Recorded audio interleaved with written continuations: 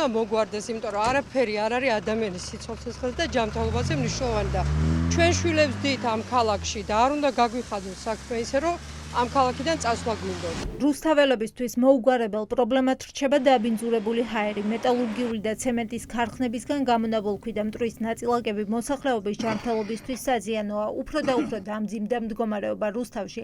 სამრეწველო ტერიტორიასთან ტყუის და კადმიუმის შემცველობა 24ჯერ და 26ჯერ აღემატება ნორმას. მოსახლეობა რა დღეშია ვინმე აკონტროლებს?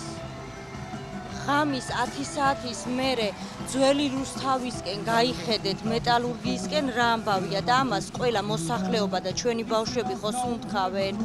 მაგისტრალი და რო შემოვდივართ, იქიდან უკვე იმდენად საგრძნობლად ცუდი ჰაერია და იგრძნობა იქიდან. მტკვარზეც ხა ხიდზე გადასვლისას განსაკუთრებით ზაფხულში შეგვიძლია რომ საგრძნობლად შემაწუხებელია ხა გზები და რაღაცა ესეთები პარკები ყველაფერი კარგია რაც კეთდება რა თქმა უნდა მაგრამ ჯობია რომ ჯერ ჯანმრთელობას მივხედოთ. ქალაქი დიდია, ბავშვები ბევრია, მოხუცები, მოზრდილები, ასე რომ ნამდვილად დიდი პრობლემაა. ჯანმრთელობისთვის საშიში ნივთიერებების გაზდა ჩეხურმა ორგანიზაცია არნიკამ დაადგინა. ირკვევა, რომ სამრეწველო ტერიტორიის სიახლოვეს აღებულ ქუჩის მტვერში ვერცხლის, წყლის, ტყუისა და კადმიუმის შემცველობა საბაზისო დონეებს შესაბამისად 4.5ჯერ, 24ჯერ და 26ჯერ აღემატებოდა. საშიშ ტერიტორიებად გამოიკვეთა საბავშვო მოედნებიც და საკვებიც, ქათმის კვერცხი და თევზი. მძიმე მეტალების მაღალი ოდენობა ვნახეთ საბავშვო მოედნების მიმდებარედ. ყველა ეს ქიმიკატი ადამიანის ჯანმრთელობისთვის საზიანოა. საფრთხილოა, რადგან ბავშვები ზოგჯერ ჭამენ ხოლმე მიწასაც და ამიტომ მნიშვნელოვანია ყურადღების გამახვილება ქიმიკატების რაოდენობაზე.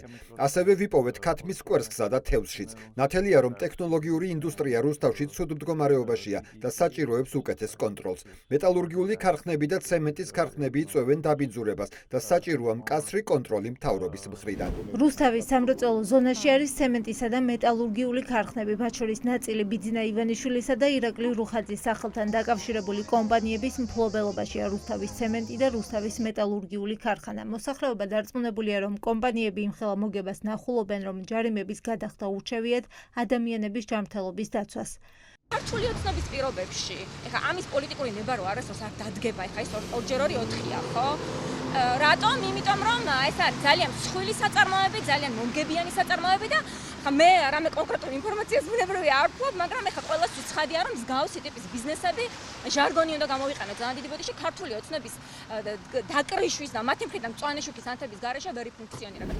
რუსთავში ჰაერის დაბინძურების პრობლემა წლებია მოუგვარებელია. გარემოს დამცველები საგანგაშოდ მიიჩნევენ დაბინძურების გაზრდილ მაჩვენებლებს და ვარაუდობენ, რომ მაღალჩინოსნები თვალს ხუჭავენ ხალხის პრობლემებზე ფინანსური სარგებლის ნახვის მოტივით. არ აქვს მნიშვნელობა ვინ არის და ვისი მფლობელობაშია. ფაქტია, რომ ეს ნორმები უნდა იყოს მკაცრი, ეს ნორმები უნდა იყოს აღსრულება უნდა დავიწყოთ.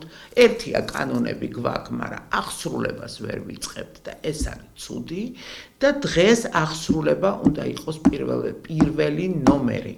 ანუ ამისთვის გვჭირდება ძლიერი ინსპექტორატი, ძლიერი სამსახურები, ძლიერი ინსტიტუცია.